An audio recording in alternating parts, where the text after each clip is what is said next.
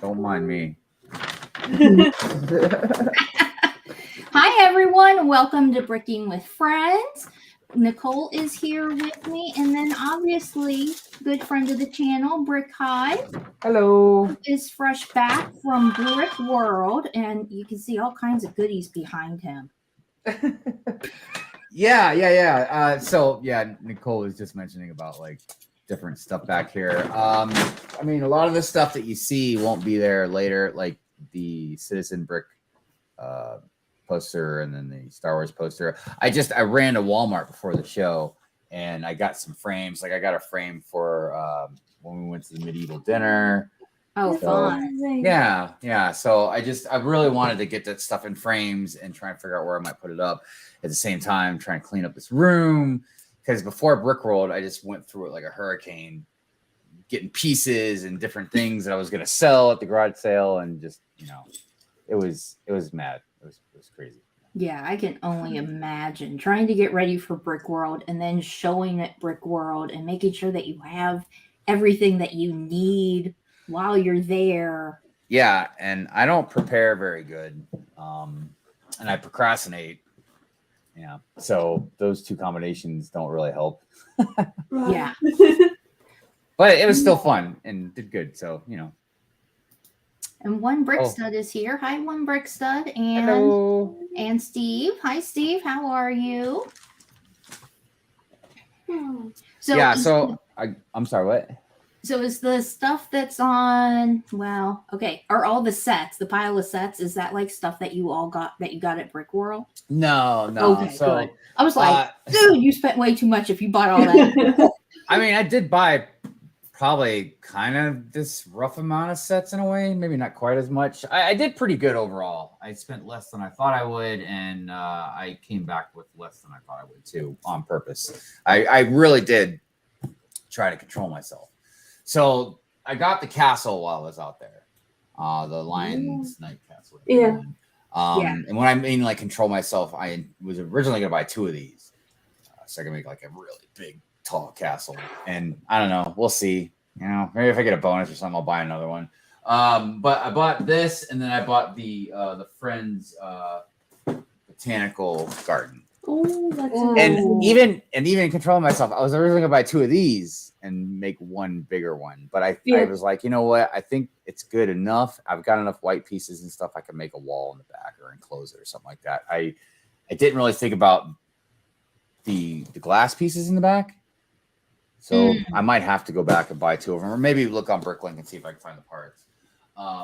The rest of this stuff is been in my backlog. And it's just been sitting there and it's been waiting for the summertime.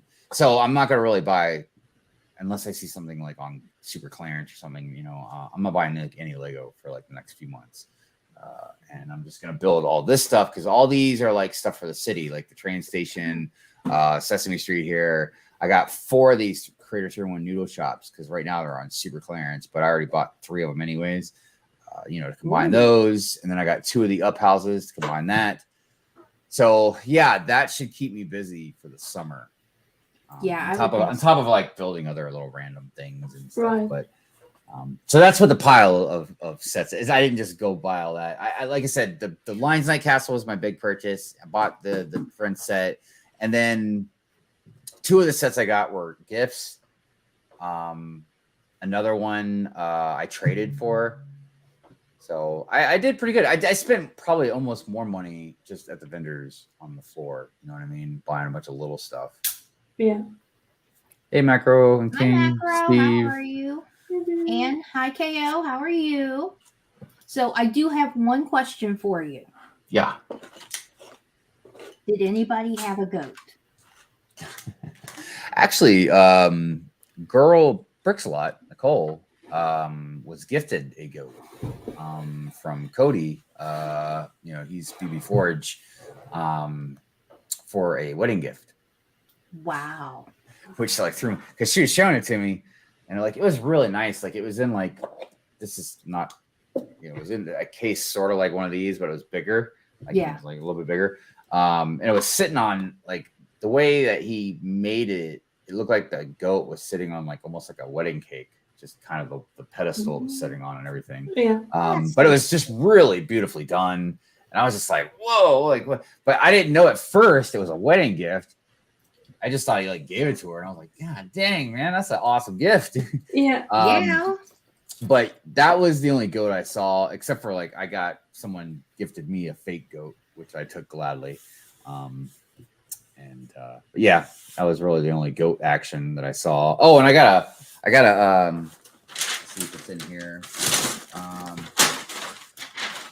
I got something kind of to represent the goat. I got me a patch. Oh. Oh yeah, I saw Yeah. that in your So- live stream this morning. So I'm gonna see Yeah. if my my mother-in-law will sew that on my backpack for me. Because That's awesome. yeah, and I also got this other patch too, which I thought was pretty cool, non-goat related, but you know, Yeah. that was right up Oh, my that's alley. cool too. Yeah. There's a lot of swag, a lot of merch, not just I from saw vendors, that. you know, but from just each other. The convention gave us stuff like, I mean, like all kinds of random stuff that the convention gave us, and then vendors put in like the goodie bag to give us, like even just like leaf pieces and Nice. yeah, just all kinds of stuff. But and then of course, you know, like we gave each other stuff. Like I had stickers that I was giving out to people, like of like the Star Wars helmets I did. I got tons of stuff from other people. Yeah, man, it was great. It's that's one of the really cool aspects about it, besides everything else, is just being able to get certain things that you just really aren't going to get anywhere else, or things that are kind of rare, you know. Everything from like, I don't know how exclusive like these like vending machines that I got from like Ryan's shop, you know, blue milk vending machine, and like the Wampa jerky. Like there's like stuff that you just really aren't going to see too much anywhere else. You know what I mean? Or sometimes certain prices, like most prices are stuff that are really jacked up high. And for a lot of reasons I understand, you know, but you find stuff, like good deals on stuff, which is another great thing about the private days, because we're there before the public. So we get kind of like first dibs. Hi, So Lauren. for the private days, do you have to be displaying for the private days? No, you don't. The reason I started to, honestly, it's probably for a selfish reason. I just wanted a place to have to call my own, like a spot that you can sit down, chill. You know what I mean? Because you know, occasionally I go sit down at other people's places and stuff, but I don't want to take up their space. You know what I mean? Right. So that's why I started, and then now it's kind of a love of, I want to display a mock. You know, I want to build stuff and display it. So, Which your yeah. mock looked awesome, by the way. Well, thank I thought you. it looked really cool. And Thank Amberlia's you. light was like perfect. Yeah, dude, those two lights that she hooked me up with were absolutely amazing. I didn't think too much of them at first when she was like, "Yeah, I got some lights for you," and you know, of course, I was grateful. I just didn't think too much because I already had some lights and stuff. But she showed them to me, and I was like, "Oh wow, these are cool, dude." Turn them on. I couldn't even like see. Like I couldn't look at them. They were so bright, and they were only like 15%. I was like, God dang! But like when I put them like into the mock, you know what I mean? Like, it made like the whole thing glow even like better. And it wasn't just like bright shining light. I mean, they're bright, but they were through like a filter or whatever. So it just made it absolutely awesome. And when you were able to plug them in to charge them. So when they start getting low, even when like it was still on display, I would just like plug them in while it was on display. It was awesome. Yeah, those lights were great. Yeah. And And Jay Miss had Amby one is too. here. They put one. Who's here? Miss Amby. Oh, hi, Miss Amby. How are you, Miss Amby? And Hey. Lauren is here. Hi, Lauren. It's funny. Speaking of Lauren, I'm getting ready to open up one of these Harry Potter CMFs that I got. I'm actually building Harry Potter. Oh, I'm nice. building the Harry Potter, the Brickheadz. Oh, cool. Quidditch ones. Yeah. So I got those. I have all three of the new ones here ready to go. Yeah, there was a few out of this series that I didn't get. So depending on what I get, I'll either keep it for myself and display it, or I'll sell it. and I'll be selling this one because I've already got it. Which ones are you missing? The Harry Potter with the invisibility cloak. I was trying to think of who else was in this one that I didn't have. Oh, the Fantastic Beast dude. Newt. Yeah. And I want to say the bad guy from Fantastic Beasts. I remember I had the Ezra Miller character. I built Harry and Cho on Long right on. Yeah, and then I bought, like, today I was at Walmart. I bought a couple more of the Disney ones to see if I can see if they're, because, like, yeah, I'm getting ready to have a whatnot auction probably within the week. Get back into that. So I was getting figs ready. Stuff I got left over from the garage sale. So Hive going to be busy with those hauls to build for the next 2 years. Nah, well, I'll be streaming some of it, but not all of it. I'll never get it done if I stream all of it.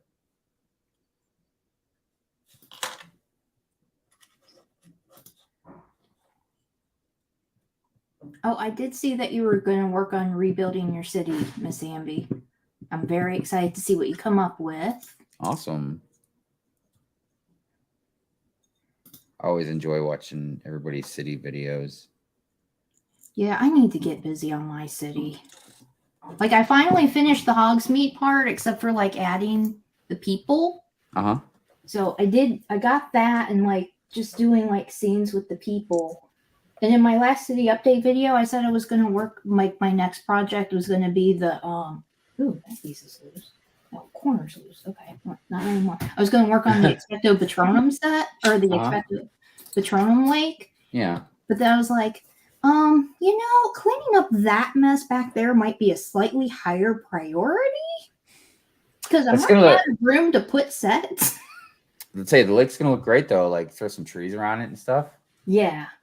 Except one thing, I think it was one brick stud that pointed it out, which I had already realized. Like, so this level where the lake is going to be the Forbidden Forest, but you can see my mountain only goes up to here.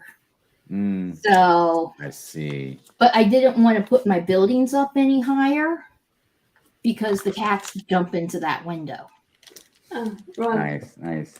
So I didn't want to put that up any higher. So I think instead of working on the lake next, I'm actually going to work on making my customized castle next. Oh, right on. My Hogwarts. There you go. That'd be great. Before the live stream, I was working on this that I've been working on for 2 weeks, apparently. The room of requirement. Because I was only working on it during, like, my breaks for work. But I decided to work on it today, today before the stream. I was like, I need to get this finished. I tell you, I still have other sets that I need to get built, like, for the castle, and then I have duplicates of some of the sets. And then I need to figure out how I'm going to make my castle. And yeah, I got a lot to do with the castle. Yeah, that is a lot. If I had the money, I would buy tons of the Harry Potter castle, different sections and pieces, and make a big castle. You know, it's nice to see, like, the ones that you can put together and how it looks. But I mean, like, you know, like the Lion's Night type castle where it's like all together kind of thing. That would be wonderful. Yeah. I'm sorry. I saw. Wait, what was it? One brick says that Hive, you need plenty of Harry Potter minifigures to fill up the upcoming Gringotts. One, not 100% sure I'll buy the Gringotts for different reasons. I'm going to take you off the stream now. I'm kidding. I'm already trying to debate whether to buy the Marvel Avengers Tower or the Star Wars UCS Venator, because I don't even know if I'll be able to afford them both. So look, if I got the money and I can swing it, I'll definitely buy Gringotts if it looks good. You know what I mean? But as far as the Harry Potter figures, I have, like, rows of them up there in the minifigure cases, and then, like, just I don't know how many Harry Potter minifigs I have. Like, so many that I've sold tons of them, and I still have tons of them. But I don't do that with my sets. Like, when I build the castle, like, I'm gonna sell most of the knights and stuff. Because, like, Marvel characters or Star Wars characters or Harry Potter characters would be, like, roaming around in it. But we'll see what happens.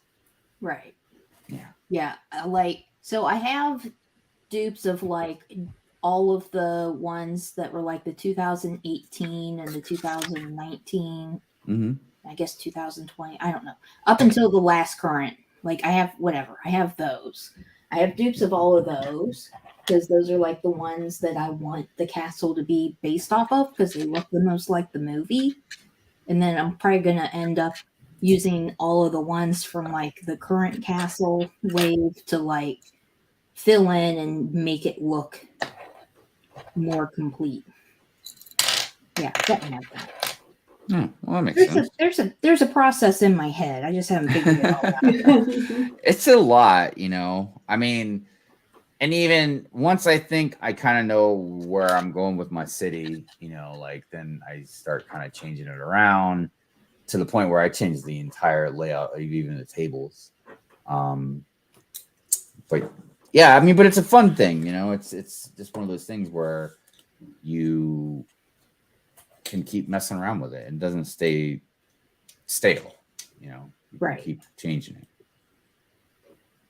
Yeah, like, and well, originally, so before they came out with the new Hogwarts Express with the Hogsmeade Station, originally my castle was going to sit up against the wall with the window. But now I'm like, okay, but I need to have Hogsmeade Station because hello, it's like essential, even though it's only in 2 movies, it's still essential to the movies. So it's like, okay, I need to put the station over on that wall. So that means I'm going to actually have to have the castle up against the back wall. But that space that I have back there is not going to be big enough. But hopefully by the time I get done with that, maybe, just maybe, my husband will be done working on the freaking basement, and then I can take his room. You know, the thing that bummed me out about the Hogwarts Express, because I have the last one that came out. Actually, and I bought one, then I bought a used one because I remember I gave Lauren some of the parts from the other one that I got. But yeah, so I motorized it, and it was really great, but it's just a difficult train to kind of motorize, just because you know the shapes of it and everything. Yeah. So I need to get back on that. So I don't know. I think what I'm going to do is I took the motor out of it, and I'm trying to think. Oh yeah, I used it for camera. I put the camera on top of just the motor on like one train. I don't know what you call it, cart or whatever. Yeah. But yeah, I don't know. I need to get back on that. I haven't done anything with the trains in a while. Yeah, like I want to motorize mine because I am gonna like lay down the track, and like mine, it's gonna go underneath. I'm gonna have the castle on top of a mountain, and so I'm gonna have it go underneath the mountain and around, like half of the city. Nice. Because it's gonna like ideally the city is gonna be like depending on how long it takes the husband to finish the basement and me to actually work on my city, which both are at snail's pace. Like the original plan was the whole back, basically all the wall space besides where I'm at was gonna have city. Yeah, I've got a mountain coming. It's actually been in my head for a very long time, but the earliest I would start on it would probably be like the beginning of next year. Yeah. Yeah, I just got way too many other things going on. Also, I don't know what that's going to cost because I have a lot, but I'm going to need a lot more of the burp pieces. Yep. Yeah. It's not cheap. I found that out really fast. It is not cheap. Not cheap. You are correct. It is not. It is not. Station parts. Yes, that's what it was. I couldn't remember. And then I was asking if you're going to display later this year. Yes, I have. I mean, I say yes, but I'd say that with a grain of salt because I'm going to do 2 types of, I say motorcycles, but I don't know if motorcycles is the right word, but I'm going to do one of the light cycles from Tron. The Tron Legacy bikes, you know, they're like all black pretty much with like the highlights of whatever color. So I'm going to do like a creator expert size one of those. I don't know the exact dimensions yet, And then I'm going to do the cycle from this anime called Akira. It's like this red type of motorcycle bike. It's very similar in shape and size and stuff to the light cycle. So I couldn't decide on which one I wanted to do because I was originally going to do like a big light cycle. Like, I don't know if you guys saw one of the displays at Brickworld. There was like a horse with a knight on it. Yeah. So the knight, that would have been about the size of the figure that I would have wanted to put on the light cycle to begin with. So it would have been like pretty big. Wow. But I couldn't decide on if I wanted to do like the Tron or the Akira. So I decided, screw it. I'll just do them both, but I'll do them like in a smaller scale. So they're more like creator expert size. And plus I thought like one's almost jet black and then the other one's almost jet red. So I just figured those two would be a nice little contrast to each other as far as colors go. But the reason I say I'm saying this with a grain of salt is because I'm a very inexperienced mod builder. You know what I mean? So I have confidence I can do it. It's just a matter of like the time frame, the piece count, the cost. Now the light cycle won't be too difficult because I can take like my entire mock I did last time, that Vader throne room, which was like all black. So there's a ton of pieces obviously I can take from that. But again, and I don't design this stuff like on the whatever you call it, Studio. program. Yeah, studio. I kind of wing it. That's what I do. With the little I know, bit but done. and we'll see as time goes on, as I get better and better at building mocks, if that's something I'll go towards, because I know I've talked to so many very good mock builders, and some of them use it, some of them don't. You know, it just depends on whatever your flow of building is. Because the thing that I'm not very good at, and I don't know how much you need it in mock building yet, is planning ahead. You know, it's kind of like playing chess where you got to think like 7 moves ahead. So and that happened with me with the Vader throne room, because after I'd already built a lot of it, then I realized I wanted to do lights and stuff. And it would have been much easier if I would have known at the beginning, and then I could have just started like that. So we'll see. We'll see how it goes. Yeah. I could imagine that buying new stuff or even used bricks, that prolongs the building experience, because if the pick-a-brick wall would be a huge one. Can you imagine, like the online version? Yeah. You could just run to the shop, buy 100. And then if you realize, okay, I need 120, just run there and buy it again. Like in the supermarket, you want to do sandwiches. You think 3 tomatoes will do, and then you realize 4 would be better. It's easy to just pick up 1 more. Yeah. But if you have to wait 4 to 6 weeks, or even with Bricklink, a week, you probably overbuy. Like, okay, well, and there's buy 150 just to make sure. And there's different things like you just don't think about when you're getting into mocks. Like, so one, obviously the cost, because you think like, oh, I'm not buying sets, so it'd be cheaper, but it's way not cheaper. I mean, depending on how many sets you buy and what you buy, you know what I mean? But the other thing is like, all right, okay, we'll take Bricklink for example. Yeah, you can find probably anything you want on Bricklink, you know what I mean? But then there's the like, where are you getting it from? So is the shipment going to be more or less? You know what I mean? Depending on, I can't tell you how many times I've gone to somebody's Bricklink store and like they'll have what I want, but they'll only have like 3, and I need like 300. So it's like, but the thing you don't want to do is have like a billion different orders from a bunch of Bricklink stores, because then you're gonna have to pay shipping for each one. There's a lot of stuff like you gotta like try and calculate, and then you don't know how long it's gonna take you to build something exactly. Yeah. Because and there's a lot of confirmation, right? I only did a few Bricklink orders. It's just you buy it, you pay it, you confirm it, then you get the shipping. You confirm that you got the shipping, that it's complete. The biggest thing I also is I really pay attention and listen to like more experienced mock builders, just for tips on stuff like that. And also they find things that you wouldn't think about because they know where to look and all this stuff. Like for instance, at Brickworld, I saw something for the very first time. I don't know how new it is, but I just, for the first time I saw it. So they're magnetic lights. And there's all kinds of different ones you can get, but one of the ones I thought was very interesting was like street lights.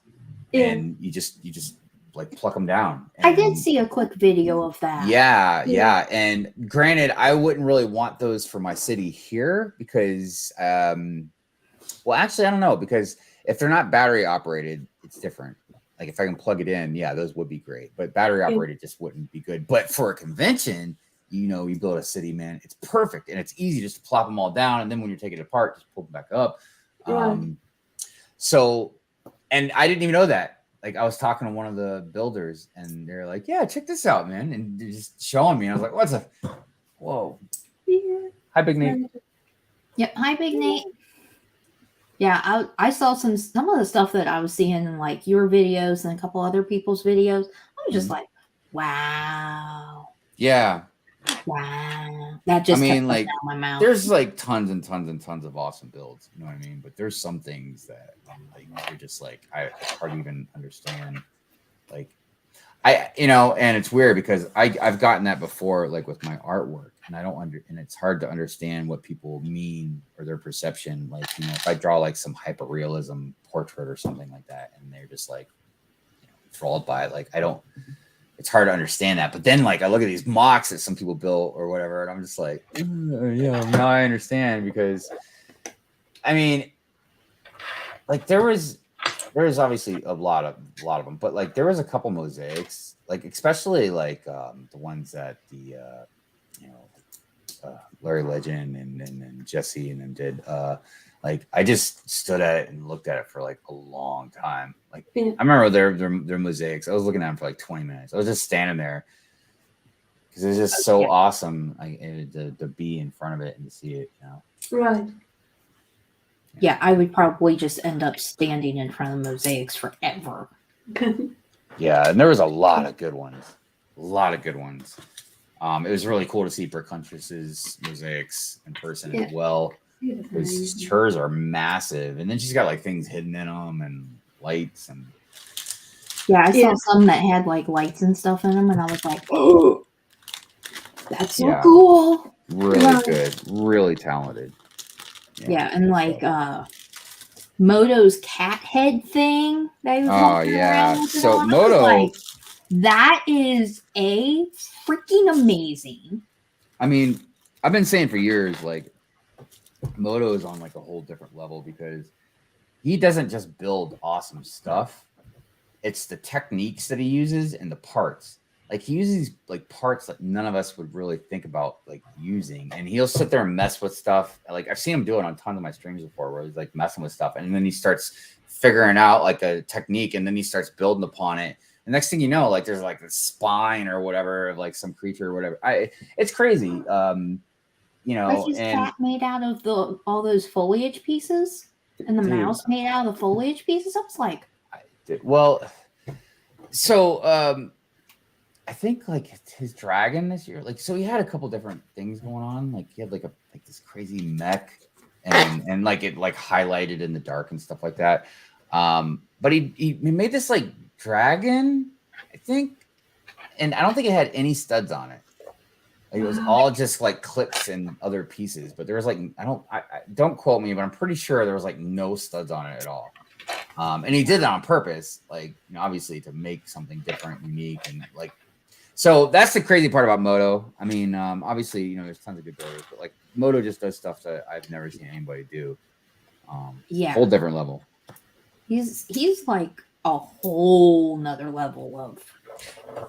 And such a nice guy, man.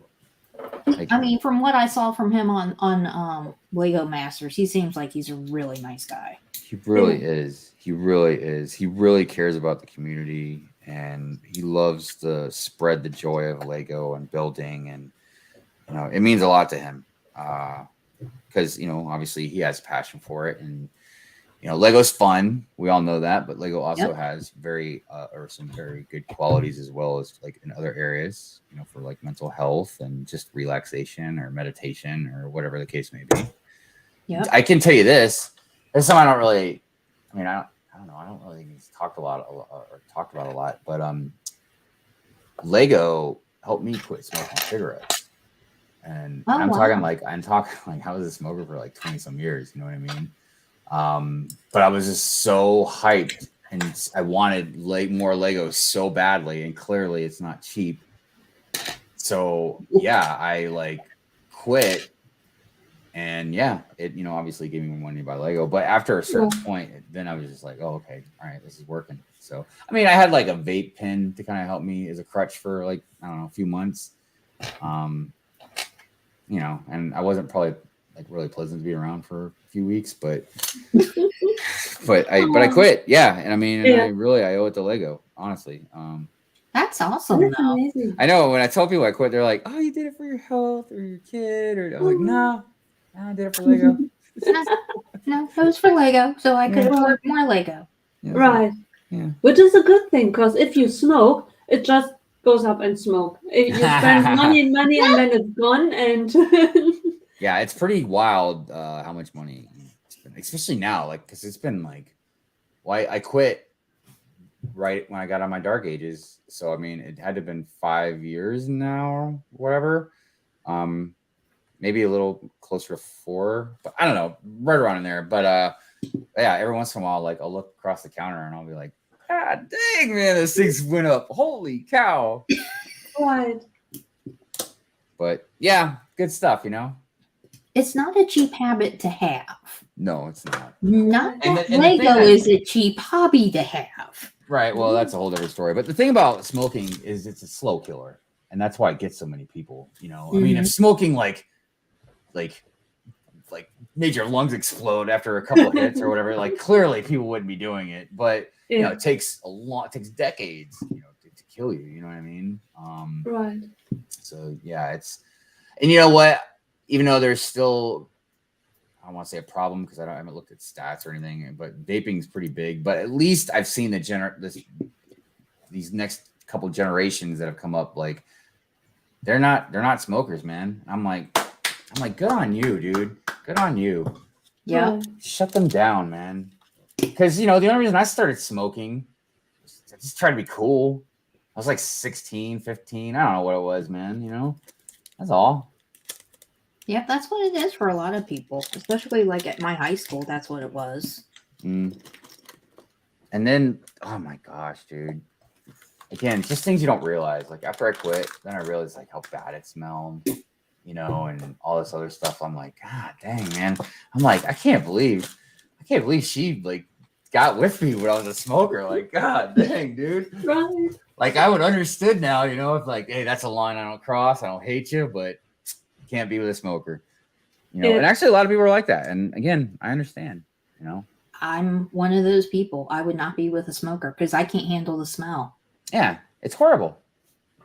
And it's an addiction to where it, so many times, like I'd be like, I gotta go, I don't know. But thank you, Lauren. Appreciate that. Microsoft, when I was young, I tried smoking. Keeping my guts out was nothing. Yeah. That probably would have happened to me if I would have tried, but I never did try. So, like, I never even tried it. I was like, that just smells nasty. I don't even want to try it. But there's things in my life that I tried and didn't like, so I left it alone. And then there's some stuff like I was like, not even going anywhere near that. Yeah. Like, because I have like an addictive personality. So, I mean, I'll get hooked on stuff easily. So, like, there's just been some stuff I'm like, what was my biggest addiction? I probably even more than smoking was just eating food. Like, I love to eat.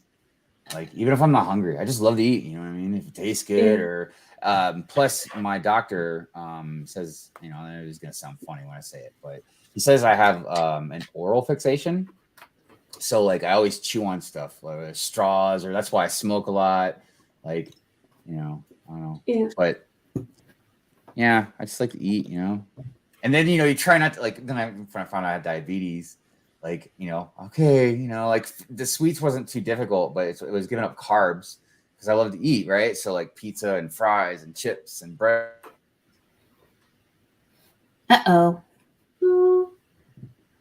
But I know he froze beautifully. I know. Why would I get frozen? Am I like in some weird pose? He gets like this cool like. Right. But when I freeze, no. But yeah, I totally understand. Like, I went on a low carb diet to try to lose some weight, and I was doing really good even through the pandemic up until my hubby had to have some surgery because there was something that was like he possibly had kidney cancer. And up until then, I was doing, even with the pandemic, I was still like at least maintaining my weight, and I had lost like 40 pounds.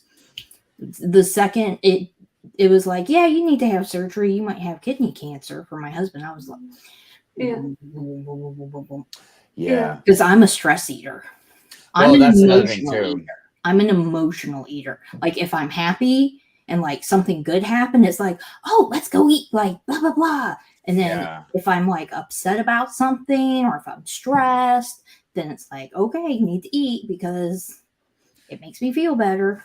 Yeah, I took because for a while, depending on the job I had either severe anxiety or severe depression. So that was causing me to eat a lot more than I should, you know. And so I go to the doctor, and he's like, yeah, your A1C is like super high and stuff. So so he gave me like medication for like depression, anxiety for a while. But but even that was the thing I was trying to explain to him, is like, that's not the only factor involved in why I eat. You know what I mean? I like to eat. Plus, it's addictive. And look, if you quit, some hardcore drug, you don't want to be around that drug. Just like when I quit smoking, luckily, most people in my life at that time, and Mrs. Hive, she's never been a smoker. She thinks it's disgusting, but like nobody was smoking. So it made it really easy. I wasn't around it, but like food, man, you walk into a gas station, bam, everything's in front of you. You see commercials, bam, everything's in front of you. Like everywhere you go, dude, people are just trying to shove like bad crap down your throat.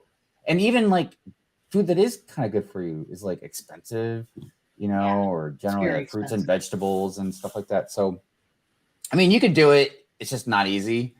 And I feel for people because just like with other addictions, like, look, in the beginning, just depending on the situation, the choice can be on you, of making the decision to do certain things. But after a certain point, that's it. Now you're addicted, man, and that's a whole different bag of can of worms, and that's where I think the disease part comes in. And it's really, really difficult to realize that you have a problem with eating. I have a problem with eating too, but my problem is that I hate eating. I really, cause most food I can't tolerate, so I react with sickness of it, and me being on my own, that's one thing to deal with it. But socially, it's so hard when you go out with people. People want to eat and have fun, and then there's me being picky with, no, there's a cream, no, we can't go there, and it's so difficult to eat with me.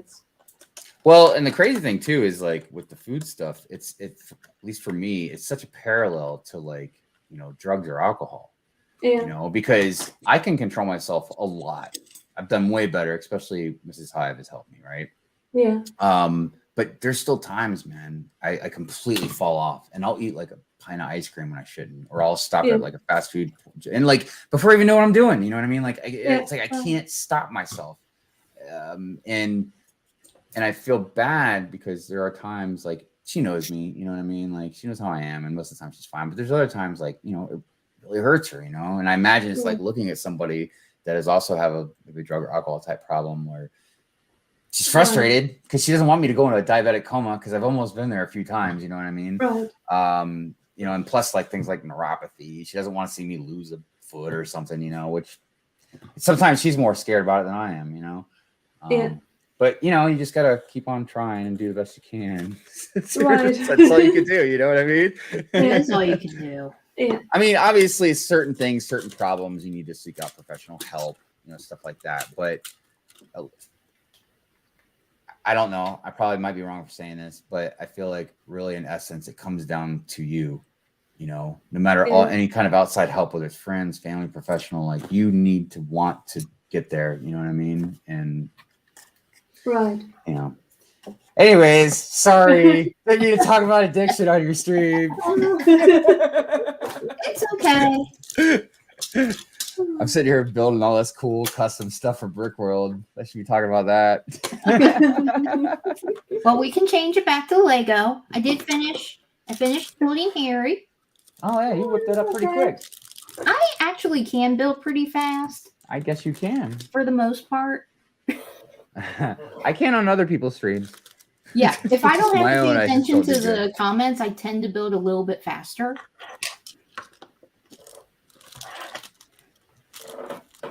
Now, Nicole, I'm assuming that you're building Rivendell, right? Yes. Let me Where show are we? you where I am. Oh, you're building Rivendell. Goodness. Oh, hold on. Let me put you in I the. tell you, if that thing goes on sale, or if I find it cheap, I will buy it. It's on Amazon, and at the moment it's just 10 euros off, so not much. Okay. But It's not on just sale on our beginning. Amazon Hive. Because I love it. I just I just didn't want to pay the price. Yeah. That's all. Yeah, but that I'm is doing just the it's Christmas big. wish list for it. Yeah, if you get it, okay, it's 500 euros, so it's a lot. But this is just one of 1/3 of the build, and I'm building it now for how long? 2-3 weeks. I really get my money out of it, and after it's built, it's really really beautiful. So it's not just when I compare it, I spend so much money on Marvel sets, which, in all honesty, I just bought it for the minifigs. The compound sets, I wanted all the minifigs in the white suits. Mm-hmm. I had to have it. And looking back, I bought things like the compound set, built it, then it stood around for a couple of months, just clutter, and I took it apart. Well, that's something I've been getting into as well. I mean, I've always kind of sold stuff, but like I've been going pretty hard at trying to clear room for other things as much as I possibly can, because there's some stuff I'm not going to get rid of. So you got to try and utilize as much space as possible. Right. And I think like I said, I always admit how fortunate I am. I'm in like the very, very tiny percentage of people that have like stupid amount of space, but like I'm running out of space and it's really weird. Yeah. I'm like, what would I have done if I only had like a normal room? Like, Right. because I don't feel like I would have necessarily slowed down on buying it. No, I haven't slowed down and I ran out of room a long time ago. So I Right. have to show you guys Easton because this is a very rare Easton. sighting of Easton. We rarely see Easton, except in my, well, no, even in my filming with cats series, he still is he's only in one. Oh, Cutie patootie. Oh, and he's a chonkers too. He's got a little chonky belly. He's not as chonky as Penelope, his girlfriend, but yeah, like Easton, We who's not understand. shedding, so I need to put him down before I swallow a hair. You can stay there, buddy. Okay. Let me get the cat hairs out of my mouth now. Before I choke to death. So one brick stud is asking me what's my next Harry Potter set I'm getting. Gringotts. I'm not going to buy any more Harry Potter until September. oh, I can't wait to see what it looks like. Yeah. I'm really hoping it would be a very good like modular style, but I feel like it's gonna look like maybe like one of the things you could just like how Diagon Alley was. Yeah. Well, and it's supposed to match up with Diagon Alley, so you can display it with Diagon Alley, is what I heard.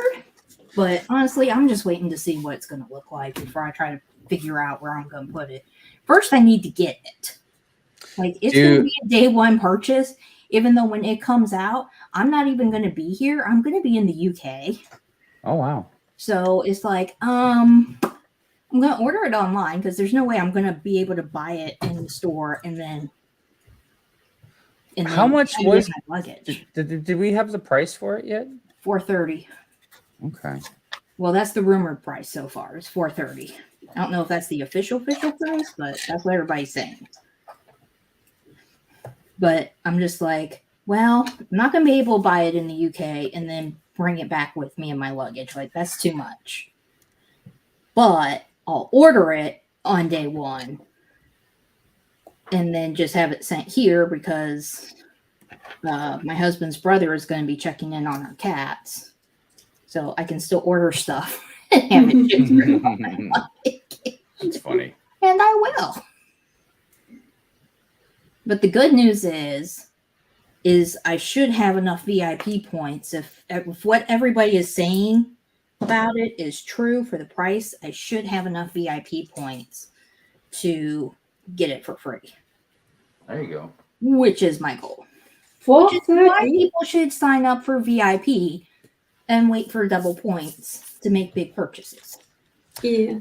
Yeah, But the for double 30 is a lot of VIP points. VIP points kind of, I don't know, that kind of got me during Chicago because the last day of double VIP points was like, I don't know, it's a Tuesday or something, or maybe it might have been a Wednesday, but I'm pretty sure it was Tuesday. So I was trying to debate on whether I was gonna get like the Lions Night Castle or Ninjago City Markets, or maybe get like a retired set. So I really didn't know at the time, but that was the last day to get double VIP points. So it really hurt to not get one of those things on that day. And I ended up getting the Lion Knights Castle. I got it Friday. So clearly, if I would have known then, I would have just said screw it and bought it on, Tuesday. But what are you gonna do? What are you gonna do? Because I was like, wow, double VIP points for like the castle, and then like other stuff that I had gotten would have been great. Yeah, I forgot to order. I ordered the Weasley Wizard Wheezes, and I forgot to not order that and to order like a Disney set instead, because I try to hold off on buying Harry Potter until September, because that's when they have the gift with purchase. And I'm one of those people that'll place multiple orders to get multiple gift with purchases. And I was like, darn it, I forgot to do that. And it sounds like the gift with purchase is going to be really cool. So that's kind of biting me in the butt right now. But I have plenty of other stuff. Like I still need a second Grimwald place. I want to get another Hogsmeade Village. Or do I have another Hogsmeade Village? I don't know. That's bad when you don't know, isn't it? Kind of, but maybe not. I don't know. I don't really want to answer that because I'm sure I'm right in that category. But I didn't get everything from the wave, so. And if you can hear any banging, that would be the husband working on the basement downstairs. Yeah, working on the basement. Right It's on. not him in the basement wanting to let out, right? What are you doing? Like some construction down there? Yeah, we're finishing our basement, Okay. and he's gonna it's gonna be like his man cave. Oh, nice. I did try to get it to be a Lego room, but that did not go over very well. But then I was like, well, if you get the entire basement, then I should get this room that I'm in, and I should get your room, because that still isn't even half the space that's in the basement. Just knock a wall out. He didn't like Have that a bigger. idea. Then you have a bigger room. He didn't like that idea. Because he doesn't want to have his like office space. Because basically, this room is a bedroom, and the other room is this bedroom too. Because we have 3 bedrooms in our house. We only use one as an actual bedroom, even though there is a bed in the room that he's in currently. And when we switch rooms, this room will end up getting a bed, because we always try to keep one extra bed just in case. Oh, all right. And I'm just like, but if you get the entire basement, then I should get both of these rooms, because even having both of these rooms still isn't even half the size of the basement. Well, maybe I you would should even go. keep it. I would still keep it 2 separate rooms, just so that one could be more for work. Like I could have like an office space, and then the other one could be just purely Lego. Well, maybe you could go one step further, and like if you have a yard, you can build maybe like a shed or something out there. Oh, we were actually talking about that this So morning. build yourself a she shed. We were talking about that this morning. There you go. There you go. And I was just like, And like you don't even have to build it. You just go buy one if you want to build it. I know there's well, I saw at like Home Depot or Lowe's, they sell like mini houses actually Yeah, like, there you go. that are nicer than like a shed. And I was like, well, that would be nice. And the one that they were showing off had 2 stories. Holy cow. Well, this would be great. And like You the can keep your neighborhood that I basement. live in is like a decent neighborhood too. Like I wouldn't be scared about leaving it. You know, I mean, I would lock it obviously, but like I wouldn't Yeah. be scared about having that kind of a thing in this neighborhood. Right. Well, if I was in my parents' neighborhood, this would be a whole different conversation. That would be a hell no. That ain't gonna happen. Yeah. But I don't know. We don't. Most of our backyard is also not flat. So, and the property behind us is like up a steep hill too. So we get like a lot of rainwater coming down our way. Oh, yeah. And then after you gotta they watch did out some for work that. they bought the plot of land that's next to them that was empty for a really long time. And they did some work on it. And then when they did that, we ended up getting like, we basically had a river coming down from there in between our house and the house next to us on that side of the property. And then the river split off and went back through our backyard, went into our neighbor's property on that side. Actually, both of our neighbors' properties on that side, because I'm in a cul-de-sac. So that side, 2 of the backyards meet up with our backyard. It went into their 2 yards. I was just like, I was not happy with that person. Yeah. Wow. But then he actually did go around to the different houses one day and apologized. Well, I guess there's that. Which I was like, well, thank you. Are you gonna fix it? I didn't say it like that. I was much nicer about it. Did it get fixed? And he was like, yeah, we're going to fix it, blah, blah, blah. And I was like, okay, as long as you fix it, I don't care. But you need to get fixed like now. And by now, I mean like yesterday. And yeah, did it get taken care of? For the most part, there's still some. It's not river level anymore. Put it that way. It's not river level. Oh, that's good. That's good. But there's still some that comes, which I think there was before. I think it's still more than what it was before, but it's not as much as it was once he started doing that work. But I've learned to live with it, and we just did some. Well, we're still kind of doing it. We had to dig a trench on that side of the house anyway, and put some drainage in, so that'll help too. Yeah, that's really important. It's very important. That will help your house not get flooded. Yeah, because whenever there's a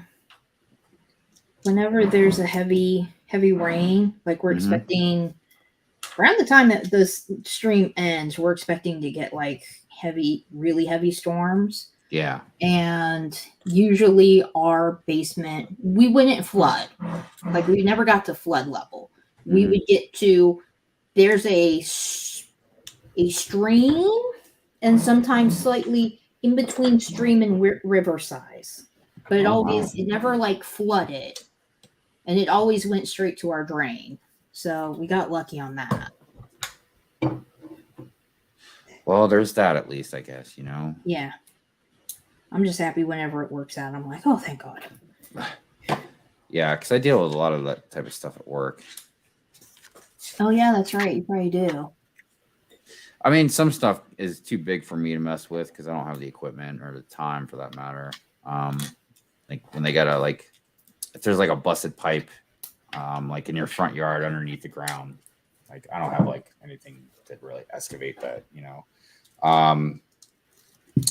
But yeah, I mean, a lot of stuff that I do is like applying like dry lock to basement walls and stuff like that, kind of help keep it sealed. Definitely a lot of sump pumps. I replaced a lot of those. Yeah, But as far as, yeah, you got to have a good drainage system. It's very important. Yeah, I think we got it taken care of because we've had some storms since we put in the drainage pipe. We just need to do the landscaping over. Mm-hmm. Oh, crap. I need to send that email. Yeah, we need to do the landscaping over because right now it just is gardening fabric or whatever that stuff is called on top of the ground. And that's all it is. I'm like, yeah, we need to take care of this. So that's like the next thing on our list to do. And let's see here. One Brick Stud says that the next HP set for him will be Gringotts also, day 1. And he got the Battle of Hogwarts. I did too. It's I just bought it. Amazon had an offer. I got it for 56 or 58 euros. Wow. I need to move over there. You got better deals, I swear. Yeah, I've seen a lot of the Harry Potter stuff on sale lately. The hospital wing I saw at my Walmart is on sale, but they didn't have it. They were out of it. But they got the other one, the Sirius Rescue. Sirius Black's Rescue. Yeah, with that griffin or whatever. The Hippogriff. Yes, Hippogriff. I almost bought it just for that, but because I don't really want the build necessarily. It's not really something that I need. Or the build's not that great. Well, I mean, if like I said, it'd be nice to collect a whole bunch of them to build something bigger, but obviously I'm not going to do that. And then the minifigs, I mean, I kind of have them all unless there's some like really exclusive print on them or something. There's nothing unique about any of the minifigs. The only thing that's unique is that the Buckbeak is in a different color than the other Buckbeak. That's the only difference. Yeah, I think when I get done building this room of requirement, I'm probably going to build the Battle of Hogwarts next. More than likely. Right on. So actually, chat, I do have a question for you because I've been thinking about my channel. And I'm wondering what kind of content would you guys want to see from me? Because right now, for my regular videos, it's really just hauls and the occasional city update. And I was just trying to think of other content that I could create. I used to do speed builds. I don't know if you guys would be interested in seeing some speed builds. I have no idea. So I'm looking for ideas. Give me some ideas. Please. Yeah, the ideas can get tough sometimes. Yeah, well, and I started off doing, when I first started my channel, I did speed builds. And I kind of did reviews and I kind of didn't do reviews. Mm-hmm. And then I started watching stop motion videos. Yeah. And I started doing some stop motion builds. Uh-huh. That just takes too long. What stopped that was, oh my God, Hive, I had the stupidest idea in the world. I don't know if I ever told you this. The Hogwarts castle up there. I thought, hey, nobody's ever done that as a stop motion. I'm going to do that as a stop motion. Don't do that. That is the stupidest idea you could possibly have in Lego. Yeah, stop motion is very time consuming. I want to say it's 5 or 6 episodes of doing that as a stop motion. And it literally took me like 6 months. Yeah, no. Yeah, it's it's been different experiences for me. Like sometimes I do one and it seems like it flows very well, like it's kind of easy in a way. And then other ones, no matter how hard I've tried, like something goes wrong. Like Nicole knows, like I was making one for her doing an eviction, where she basically like cuts this death trooper in half, you know what I mean? And I kept filming it and like something wasn't right. Like one time, so I guess because of maybe there's a neuropathy in my hands, sometimes I don't feel stuff, right? So there'd be a lot of times where like and I should film a little bit and watch it more closely, but like I'd film kind of a lot, you know what I mean? Like I'd just be on a roll. and then I go back and look at it, and then like the tree would move or something would be out of place, and probably most people wouldn't really care. Maybe some people wouldn't even notice, but it just really bugged me. So some mistakes I can get through, other ones I couldn't. So yeah, after like refilming that one like 5 times, I was just like, all right, well, gonna have to move on to something else because now I'm just not even enjoying this. So and then I started one, and I might just cut it short and just go ahead and film what I got. But I filmed one, I did all of the footage of it. The problem is there's this new thing in the studio thing that I'm using where you can like make their mouths move. So I was like, oh, I'll try that, right? So I turned the minifigure head around so it was blank, so that way I could put the face on there, right? But like I've got almost like 2,000 shots in this thing, you know what I mean? So like, so it takes roughly, if I'm quick, I can do it like one face shot in like 5 to 10 seconds or so, maybe. But, you know, times 5 to 10 seconds by 2,000, you know what I mean? Like, it's a long time. So that was a mistake I made. And I can't even just go back and just film what I like, use what I got, because I used a blank face. Because before I would just use like a regular face and wouldn't worry about the motion. So I'm like, God, I don't know. It is time consuming though. Yeah. Yeah. And one brick stud. No, I am not doing Green Gots as a one stop motion. As a stop motion. No, I'll do it as a speed build.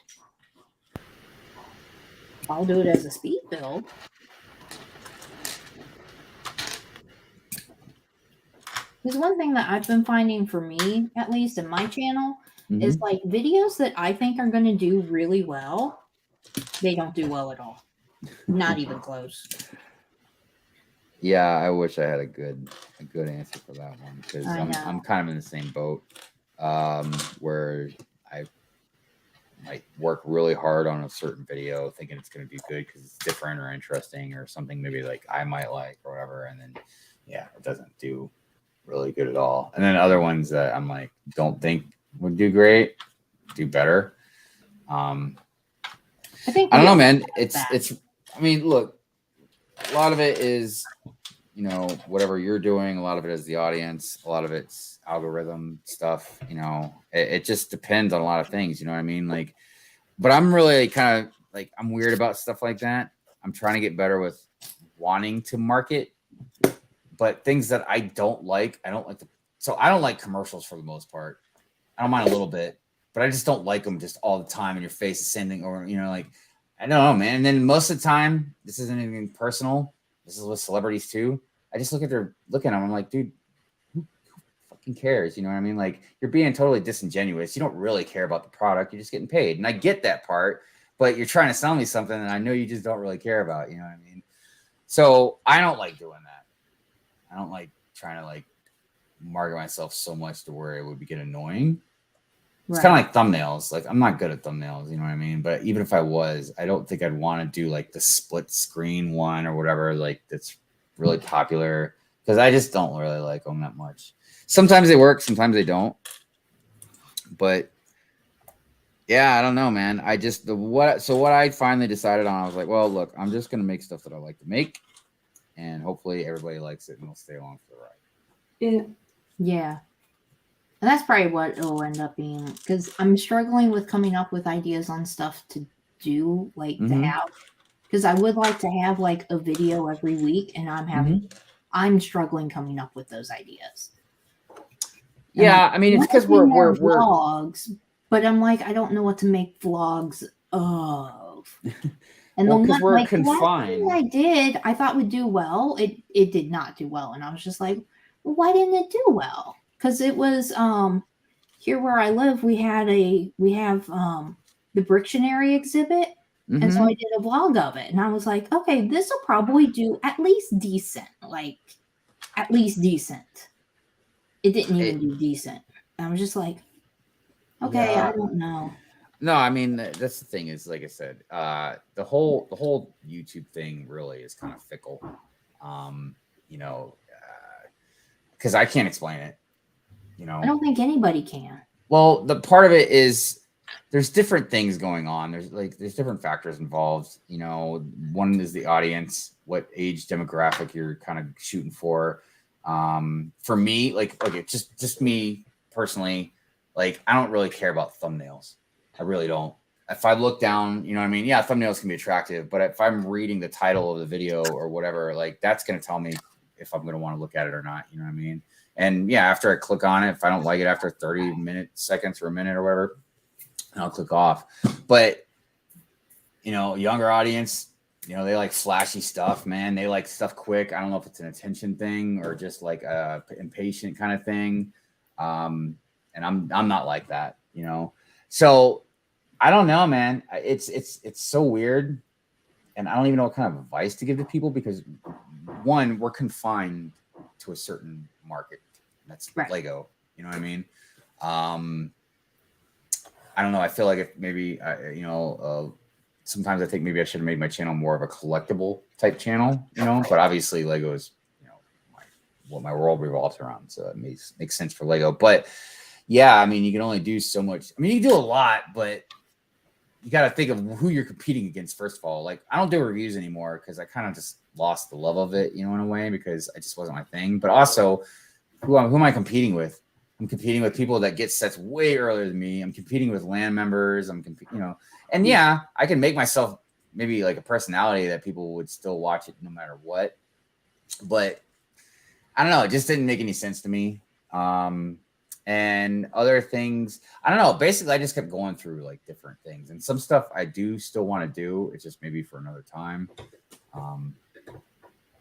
But yeah, I don't know. It's so weird to try and understand this market. You know?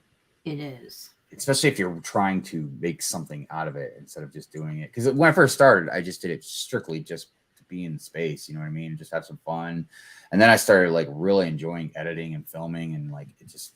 So then I was like, well, dude, I should try and like do something with this, man. Like see if I can make some money out of it. And eventually, maybe I can even like use it as a part-time gig or maybe even a full-time gig. You never know. But I took it way more seriously, and I started trying to do stuff with it, you know, with editing, and that's, I think, you either got to go two ways. You got to just make really good short videos or reels or whatever they call them, and make them flashy and attractive, and try and get people like that, or you got to like make something like content that's engaging, you know, or just have like a personality that just everybody loves and they can't get enough of you.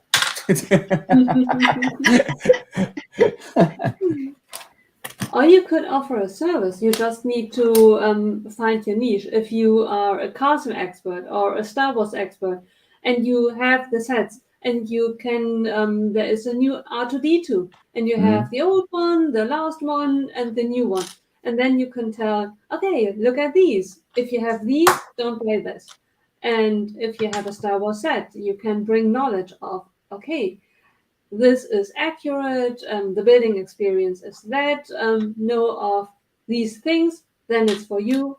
And you can really bring knowledge so that someone looks at it, has something else than a LAN member might have brought sooner, who really need to flush it out very, very fast. Well, and plus, the most you can stand out is the better. You can do something different. So like with reviews, I was thinking, all right, well, I'll do stop motion reviews, and not like what you were talking about, but like have like characters riding the vehicle or in the set or whatever.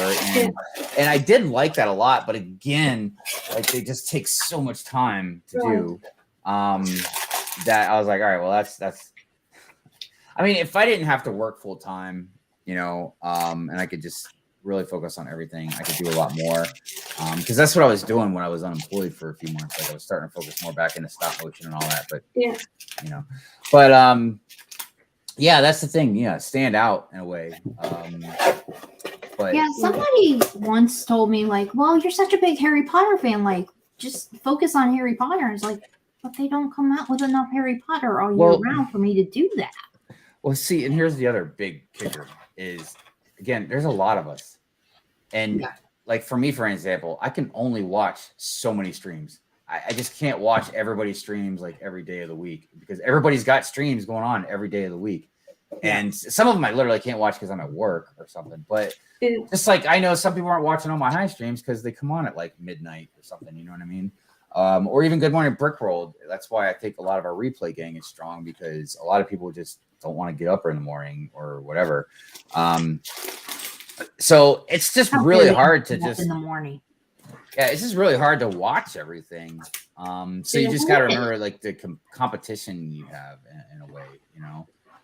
It's hard to. I mean, it's hard to keep up with everybody who's in the community, whether it's streaming or if they post every week or whatever it is that they do. It's hard to keep up with that because there are so many good YouTubers out there doing this. Well, and I like to watch a lot of other YouTubers that aren't in the Lego community. You know what I mean? I don't even watch movies or TV. I don't have time for movies or TV anymore. I haven't watched movies or TVs really. Well, some movies, but I haven't watched TV in years. It's been a long time, to the point where we got rid of cable because all I watch is YouTube or if I watch a movie. That's all I ever watch. Or I'm like editing or filming or working. Right. Like I don't know. It's a difficult thing. Like to the point where honestly, I ain't gonna lie. Like there's been a handful of times I've thought about getting out of this, like the channel and everything. You know, like still be part of the community or watch videos or be on the chat or whatever. But like just my own thing, because it's really, really difficult. And sometimes, not all the time, you know. And this isn't me being salty. This is just observation. Sometimes, yeah. You know, it could be a little slightly discouraging sometimes because you work really hard on a video. You know, you spend whatever 10 hours editing or something like that. It doesn't really do that great. And then someone puts out like a 30-second video that gets like, you know, whatever millions of views. You know, I mean, it happens all the time. But yeah, you're like, well, you know, like, I don't know. I mean, like, because I do this for fun, but like also I'm trying to do it to get engagement and to get views and to grow the channel. And, you know, and it's like, I mean, if I hadn't been growing, you know, I probably might have just stopped, you know. But that would be sad. Yeah, well, I mean, you just said the shorter ones get more views. I think that's not a judgment of value. No. It's rather something that, as you said, there is so much content out there that people sometimes are just relieved, like, oh, 30 seconds I have, 30 minutes. I'm not even starting because I know I will only watch 3 minutes. Something else comes up. I will never go back to the same video and watch the last 27 minutes. Yes. And that's why I was saying, like, I know it sounds like a saltiness kind of thing to say, but it's really an observation because, look, that's just the way things are. Yeah. Whether we like it or not, you know, sometimes it goes your way, sometimes it doesn't. But, like, somewhat of an analogy I can use, it's not the best, but, like, imagine, like, in the movie industry, and you got somebody making like a small film and it's really good. You know what I mean? Like they pumped their heart into it, probably dumped their money into it. Like there's the guy named Kevin Smith. He made a movie called Clerks years ago, right? All right. Now that movie did blow up, but imagine if that movie didn't blow up. And if anybody knows that movie, I love it. It's great dialogue. It's not flashy, but it's so good. Right. And he maxed out his credit card and everything making that movie. So imagine if that didn't do good for him. You know what I mean? Like, I don't know if it would discourage them or not, but clearly it puts you kind of in a weird place because then you look at like superhero movies that, you know, obviously I love superhero movies, but they're not like, you know, your more intellectual type of movies, you know what I mean? And the hard work that was more put into it was more probably by the VFX team, you know, than anything. So it's kind of like that in a way, like, you know, it doesn't mean that your channel or your videos aren't good. It really a lot of it is just kind of the algorithm too, you know. Because I look at my analytics a lot and I see how things work, and if it's just not putting out enough to enough people, you know, and it's like a snowball effect too. That person that starts getting a lot of views, then it gets traction, you know what I mean? So but man, it's luckily, you know, it's still fun. Right. I just wanted to say that wouldn't be a win-win situation if you just did something that you really burn for, which rocks your world, and you do it whether no one does it because you are the one who has the best time ever. If even one person watches it, then you are a winner. And Yes. if it's really just one viewer and that's you, it's fine because you already have your win. If then it takes off, it's even better. Mm-hmm. Yeah. Agreed. Said by the person who never ever did one video. I wasn't going to say anything. I can tell you this. This is some advice I can give to anybody that's doing this, especially if they kind of just starting or whatever, is you, and this is advice to myself too, because sometimes I find myself slipping, is like you can't let the analytical stuff get to you, like views and all that jazz. Because there's one thing to support friends and stuff one time, but you got to remember, like, this is still kind of like a business. Yeah. And your average person, they're going to watch what they want to watch. They're going to watch what they like. It's nothing personal, you know. Right. It's like, because I know there's a lot of people that probably wouldn't, you know, want to hang out with me outside of whatever, but they might like my take on certain videos or whatever. But if you let it eat you up, it'll drive you crazy, and then you're gonna start feeling like people don't like you or whatever. Like, and you don't want to go down that route. Right. Because, like I said, when I started this, it's fun, but if I hadn't gotten growth the way I've been getting or whatever, then I don't think it would have completely stopped, but I just would have really just laid back and just made a video whenever I felt like it, you know, and whatever, you know, and then not, because I stress about my channel all the time, you know, trying to get ideas, trying to get content out, trying to keep moving, you know, then balance, like I said, work and then everything else with it. It's really difficult. You know, like even like Good Morning Brickworld, like obviously, you know, Amberly and Jay, you know, like they're a huge part. They help out the channel. I mean, the show is hugely, you know, part of them. Mm-hmm. But like I still got to kind of run it and make sure things are kind of going the way they should. Like my website, I'm slacked on my website like over the last month. It's just so much stuff to remember, you know? Yeah. Yeah, because I mean, like, it's not only that we have the channels that we're doing, we also have our lives that we have to live outside of the channel also. And then, like, I have my side hustle, which that takes up a lot of time too.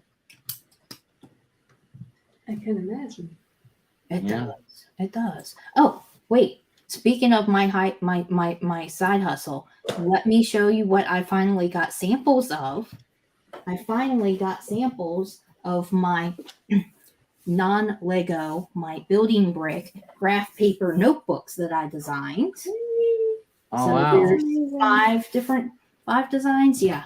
So this one is the purple, teal, and lime. And then your classic colors. A rainbow. Oh, wow. That looks nice. Purple, teal, pink, and whatever that color. And then this one is supposed to be the Wizard House colors. Mm-hmm. You know, can't say the actual what it is, but this is Wizard House colors. So these are for sale on Amazon. Link is in my bio. They're all graph paper notebooks, so they're great for planning builds and mocks and stuff, or for anything else. If you have kids, they're good for school. Maybe I'll pick one up. I'm going to need a new Good Morning Brickworld meeting notebook. Here you go.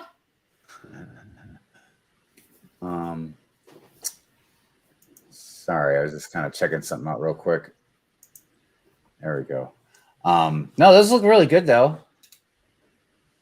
Did they take a while to make? If I don't have an idea, yes. If I have an idea, somewhat.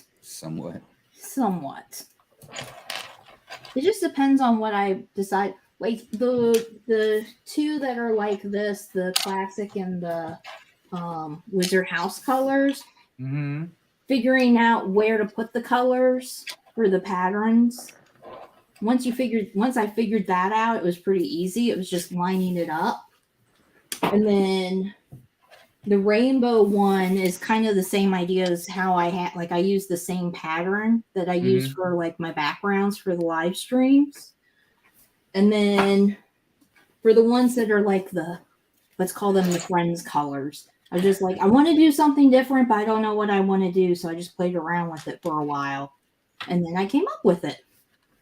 I do like how you have the space to write on the front. Yes. That helps out quite a bit.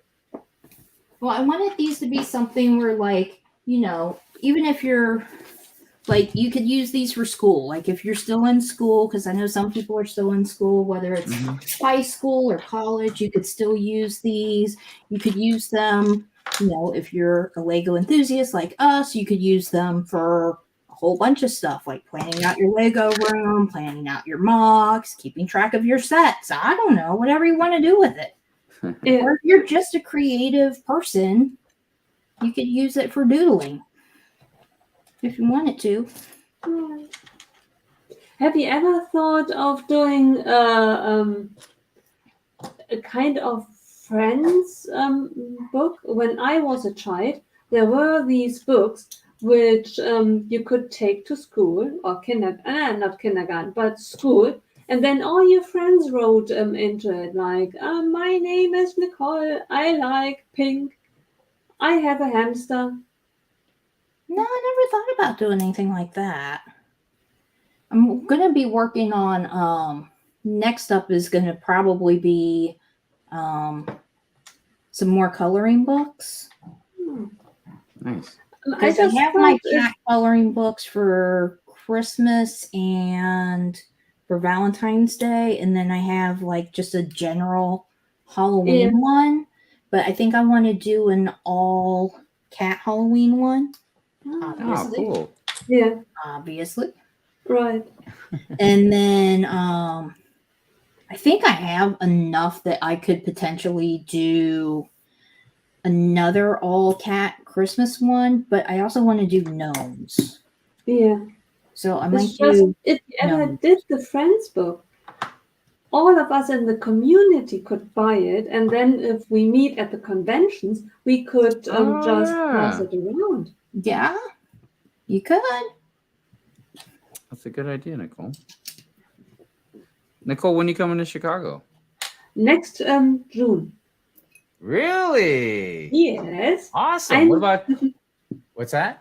I when I saw you all guys going, first I thought I can't go next year because I go to New York in September, and then I realized between June and September there are 3 months. I think I will be able to make it back home and go back to New York, unless I want to swim home. It's I don't recommend that. Yeah. I wouldn't recommend doing that. I wouldn't recommend that too, because I have a really, really bad sense of orientation. Oh. But that would be super cool. What about you, Fab? What, you think you can make it? I'm going to definitely try. Like, it's my goal to go next year. It is my goal. I don't want to set up, though. Like, I don't want to do a mock or anything like that. Because for me, so I used to make handmade cards. And I did craft shows. And I didn't even do a lot of craft shows. But I decided that is not the life for me, to, like, have to go there early, set up, and then... Yeah, I just decided that wasn't the life for me. But, I mean, it did look like it was different at Brickworld. It looked like it was a lot more interesting at Brickworld than doing a craft show. So, I don't know. But I'm definitely not going to, like, my first time to Brickworld is definitely going to be not as somebody setting up and doing a mock or anything like that. No, it's a lot of fun. The setting up part, it can get kind of tiring, especially if you got like a big display or something like that. How do you do that? When you go to a convention like Chicago, and you display something, then the mock is on, or your display is on the table. Is there a guard, or how do you guard your things? Not that because you want to roam around and meet people, right? Yeah. I mean, there's not really much you can do. So during the private days, I mean, it's really kind of like an honor system. I don't think I haven't really heard of any issues. And the worst somebody's gonna probably take is like a minifig or something. So like if I had like the goat, you know, on one of my mocks, I wouldn't leave it. I wouldn't leave it there unattended. You know? Right. Like it's just too easy for somebody to just walk by and just kind of like snatch it up. Again, I don't think it would happen, but you know, I don't want to tempt fate. You know what I mean? So yeah, like at the end of the day, if I left, I'd take it with me. Now, knowing me, I'd probably forget, so I really would have to rely on the honor system. Right. But yeah, I mean, now during the private days, they have like a barricade, you know, whatever in front of your mock. So, like technically, yeah, you could still reach over and probably grab it, but Right. Yeah, I don't know. You just hope for the best, I guess. Right. I'd be more worried if I was a vendor because like the vendors have stuff all out in the open and everything, you know what I mean? Right. And it feels like it'd be easy to kind of just swipe stuff from vendors, but you know, like I said, I've never really heard of anybody doing that. I mean, and it's not worth it because one, you shouldn't do it anyways. But like, if you got caught, you'd be banned, you know, for life. You'd never be allowed back in. And you know, for what, like minifigure or something. Yeah, right. Because you ain't getting away with no sets or anything. I can tell you that right now. Right. Especially with a mock like yours. Just carry it out. It's mine. I just did it. It's pure coincidence that it looks like yours. It's right. Yeah, so like Shy, like Shy's a good example. Shy had like what 1,500 minifigs or something like that. I can't remember how many he had there. Yeah. So it's tough to, but then again, it's not, maybe it's like, it's tough. You got to keep track of stuff. But with Shy, like, I feel like if anything was missing, you could immediately see it because he's got everything so uniform. You know what I mean? Oh, yeah. It would stand out. I mean, it was in military formation. Yeah. So if one went missing, I'm sure he would have spotted it like that. Yeah. And like what Lauren's saying about like each of us looking out for each other. Yeah, it's strong during the private days. It is. Like, at first, maybe everybody's getting used to each other, but like once you're there for a day or two or whatever, like people know like you belong to that mock or mock belongs to you or whatever. So like, yeah, if they see somebody messing with it, they're gonna say something. I tell you what, yeah, I definitely would. I'd yell as loud as I could. I'd make a huge scene about it if I saw somebody messing with like Shy's mock or something like that. Right. Yeah. Yeah. But I was loud all the time anyway, so it doesn't matter. Yeah, it's definitely, you know, watch out though. I mean, but like I said, I haven't heard about any issues. I just wouldn't leave anything crazy expensive laying out. Yeah. Yeah, I wouldn't. Definitely wouldn't. Yeah. And I would hope that if anything is taken off the table, it's hopefully done by a child. So it's not really meant mean, like, you know how children are. The concept of ownership is one thing. I think it was Danny Bob that was talking about, like, I want to say it was Danny Bob, but don't quote me, but I'm pretty sure it was her. She was talking about like a mock or something at a different convention, and like some little kid like took one of the figures, you know, and like the parent was like freaking out or whatever about it, but like Danny was saying like it was just a cheap fig and it was a little kid, you know what I mean? Yeah. So she didn't care, you know. Right. I mean, don't get me wrong, I think it's still important that the parent, like, you know, like teach a kid, like, you don't do that, like, because like imagine if it was like a $400 fig or something. But yeah.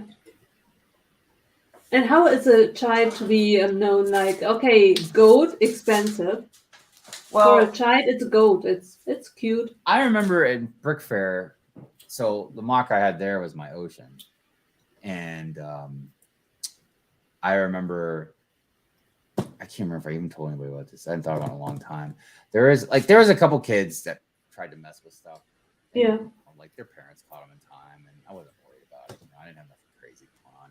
But there was one kid I remember that asked me, like, can I touch this boat? Because I had like one of the canoes or something with somebody, and I was like, absolutely. But I was so like impressed that this kid actually was like, and it was a little kid too. It asked if they were allowed to touch it, and I was like, I'm so proud of you. Keep on doing what you're doing, little kid. Right.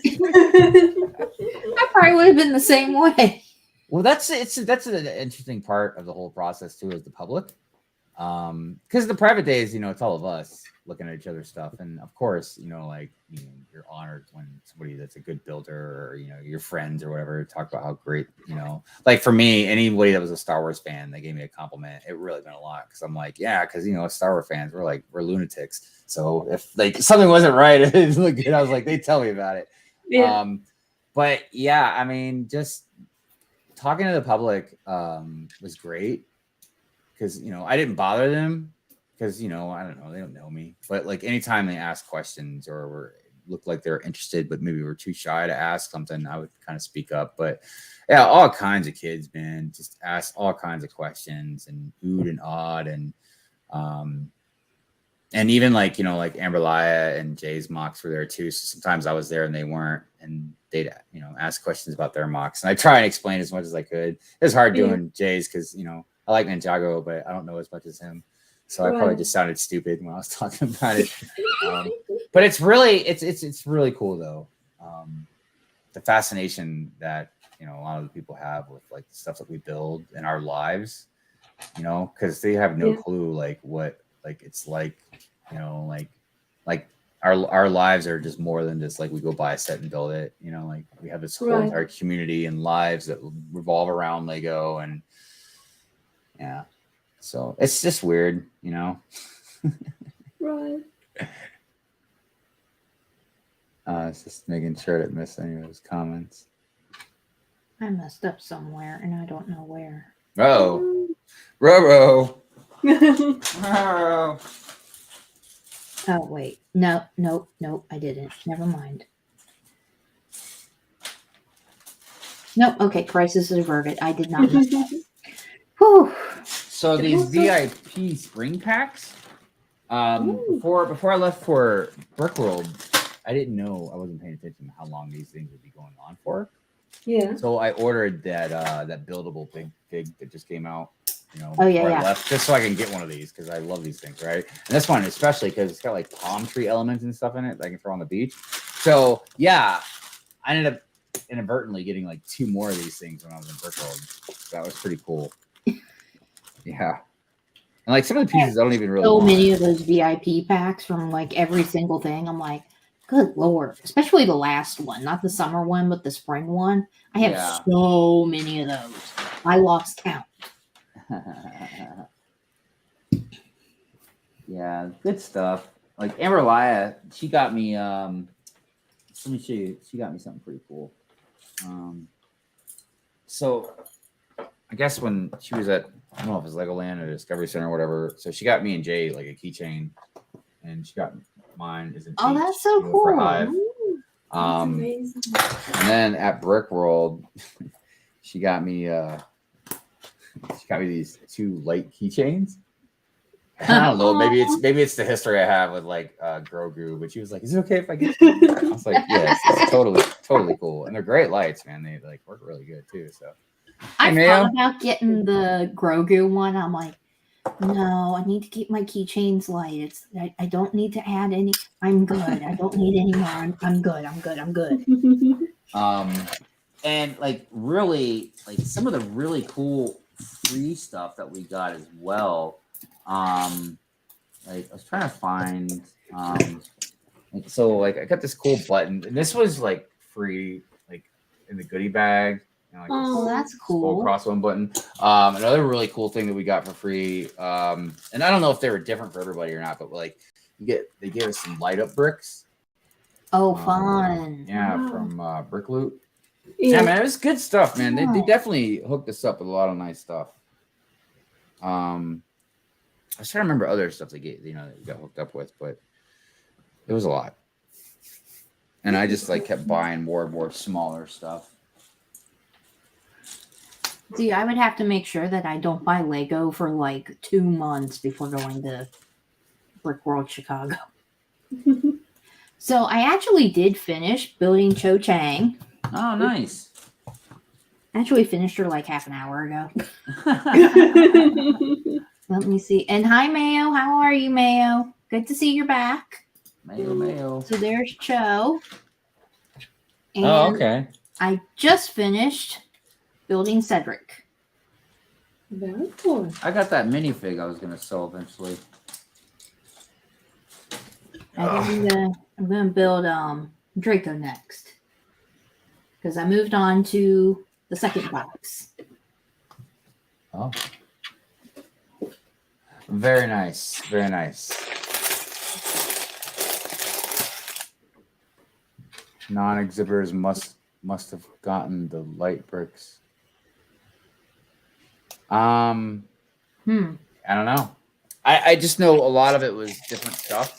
Like for instance, every bag should have had like a weapon in it.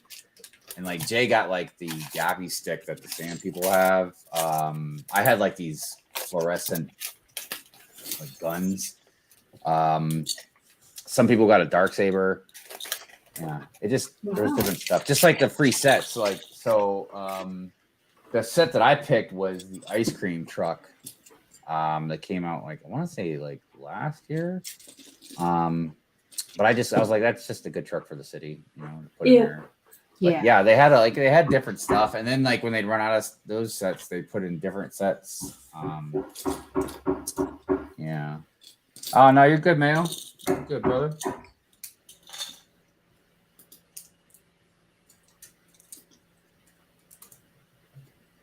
Lauren, are you a Hufflepuff? I thought you were something else. I can't remember. Who? What? Which house Lauren's in? Oh. I don't know. I thought she was in a different house. Like, I'm a Hufflepuff. But isn't her usually, doesn't she wear red and gold? I thought she is, I don't what's Harry Potter? Gryffindor. Well, I know Carrie is Slytherin. I'm Hufflepuff. The hubby is Hufflepuff. My stepdaughter, well, that's just the whole thing.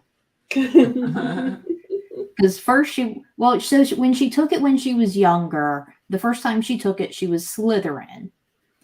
Then she did the most Slytherin thing that you could do as a Slytherin, and she kept taking it until she got Hufflepuff so that she would be in the same house as me and her dad. And she's actually retaken it like as an adult because she's 23. Well, she's going to be 23 this year. And she's now a Ravenclaw, which I always thought made more sense for her for the most part. So what, has she been in 3 different houses now? No. We're just going to go with Ravenclaw. I just thought it was funny that she just kept retaking it until she got Hufflepuff when she was a kid. Like she was probably, well, no, I don't know how, I can't remember how old she was. She was in double digits. But I just thought it was funny that she just kept retaking it until she got Hufflepuff. I'm just like, oh my God, that's like the most Slytherin thing to do. Right. But then she retook it as an adult and she said she got Ravenclaw. Because she's like really smart. Like she's very book smart. I would not say that she's like street smart, but she's book smart. Oh. Still getting adjusted to the times. I am sure that that's a lot of adjustment for you too. Like that's a lot. Yeah, I imagine. Gryffindor. Hufflepuff is very appropriate for me. Very appropriate. Mainstream and proud. Mayo says that he's a Black Falcon instead. Even Pottermore told me so. First try, no retake. Same here. And my, I forget what my wand is, but my Patronus, you would think my Patronus would be a cat. My Patronus is not a cat, but it is very appropriate for me. It's a dolphin. Wow. Which actually is like my favorite sea animal. Yeah. It's an interesting one too. Yes. I don't think I've ever seen that. Yeah. KO went around yesterday trying to tell me Hive told me to buy KO a 90th anniversary castle. So Hive, if they would have, if one of the vendors would have had the goat, would you have bought it? Not unless it was really cheap. I've had an epiphany about that goat, and it's not worth the amount of money that generally people are asking for. So, I mean, look, all right, that's not the right way to phrase that. It's worth the amount of money that somebody wants to pay for it. And if it's that much, that's fine, because clearly I've spent quite a bit of money on one minifig before. So I don't want to act like, you know, like I'm too good to buy the goat. It's just that particular goat, that particular item. I'm like, nah, I'm good. I'll just get another sheep. Fine.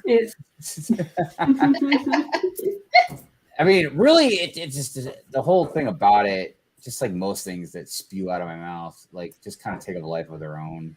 And then, I don't know, people usually even get the wrong idea, perception about what I'm even talking about.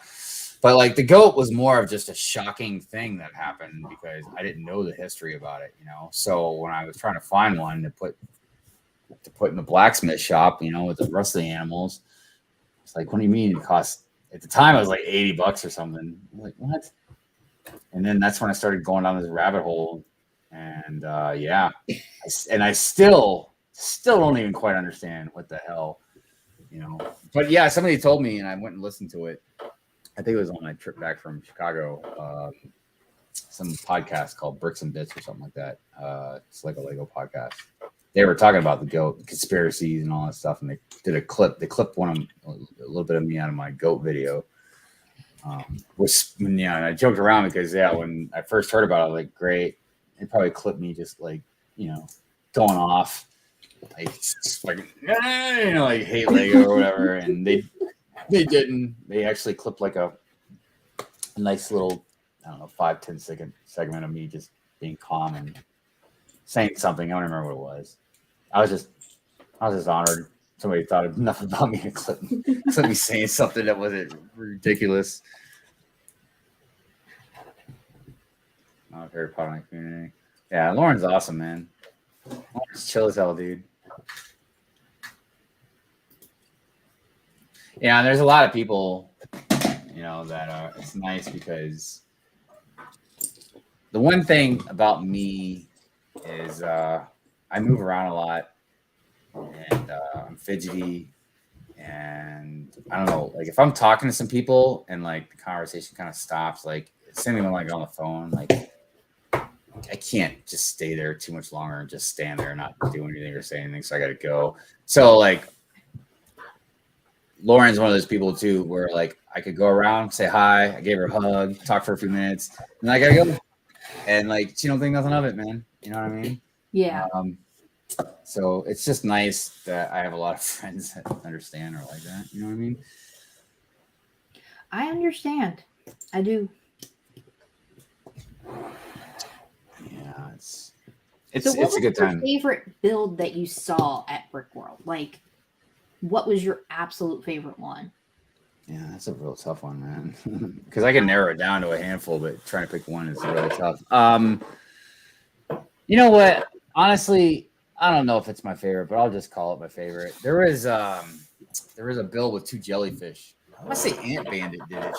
And it was like on a motorized table or something, so like it would kind of spin around, you know? And Yeah, I remember that was that. another thing. That's another thing that I was staring at for a long. I got like memorized by it.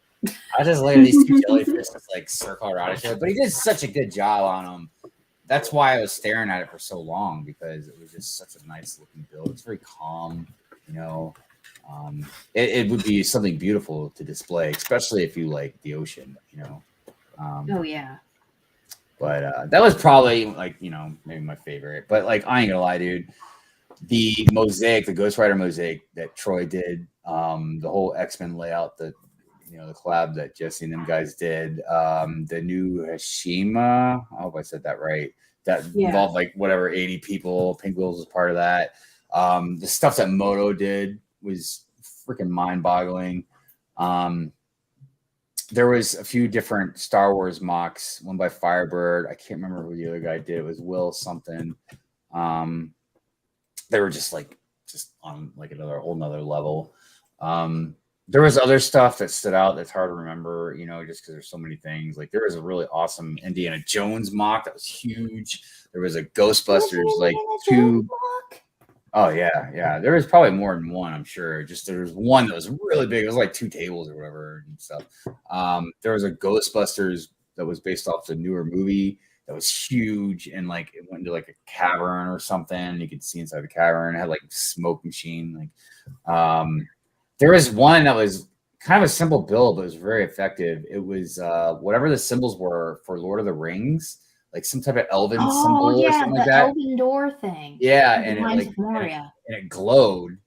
So it just looked like from the movie how like the symbols glow on the door, you know. Gosh, man, there's ones I'm forgetting too, I'm sure, but like, dude, even like all the filming that I did, that's why I'm like I think it's my 3rd or 4th vlog that I did was so freaking long. Like one of them was like almost an hour long because like there was so much mock filming that I was doing, and you still like I still kept running into stuff that I either didn't notice before. Yeah. There's a lot though. It's hard to call some favorites. Somebody built I keep wanting to say hibiscus, but it's the Nimbus. Is that the broom? Yeah, the Nimbus 2000. Yeah, man. Somebody, I wish I could remember their name, but they made like a life size one. It's incredible, dude. I've been watching like as many videos as I could since I couldn't be there. I was like, okay, I need to watch as many videos as I can to see as much as I can. Like I saw the Day of the Dead float thing, and I thought that was really cool too. Dude, I saw a lot of really cool builds. Yeah, there were some. Yeah, dude, I'm just like, I feel like no matter how good of a mock builder I may become, there's a certain bigness about a mock I'm just not going to do. Like I'm not making something like too big that's going to be difficult to travel with. And some of these people, man, like they spent, like I brought my mock, set it down on the table, hooked the lights up basically. I spent maybe half an hour to an hour tops, like just putting everything all together, and I was done. But like some of those people were like building stuff for days before the public started. Like they would take breaks, stop or whatever, but like that was basically what they were doing the whole time they were there, was building. Yeah. And I get it, but I don't like the mock displaying part was only like a fraction of what I was wanting to do. You know what I mean? So right.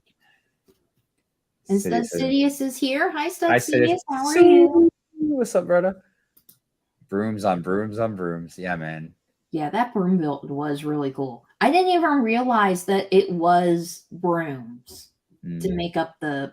That was another part about it. Yeah, a lot of people did a lot of cool stuff like that. Like made these little niche things about their mock that was kind of hidden, or you had to really pay attention to notice it, or something like that. And then some of the mechanical stuff that some people did as well. I filmed the whole thing. There was like somebody made like this big theater type display, and like curtains opened up, and it was like some type of World War II fighter plane thing or something. Yeah. But it was like, dude, like what? And like it was like lightning and it was crazy. Yeah. I watched all of your vlogs about it. I was like, this is so cool. Yeah, I really tried to put one out. Like I was trying to get it as close to real time as possible, you know. But man, it is rough. Because like I don't know how you did it, honestly. Like I would have been dead if I tried to stay up as much as you were staying up. It would have killed me. There was a couple times, I didn't finish like at night. I just couldn't keep my eyes open, so I would just get up in the morning and finish it. But you know, I mean, they were kind of sloppy because I'm sitting there trying to make, you know, the video edit in like 2 hours, 3 tops. You know, so.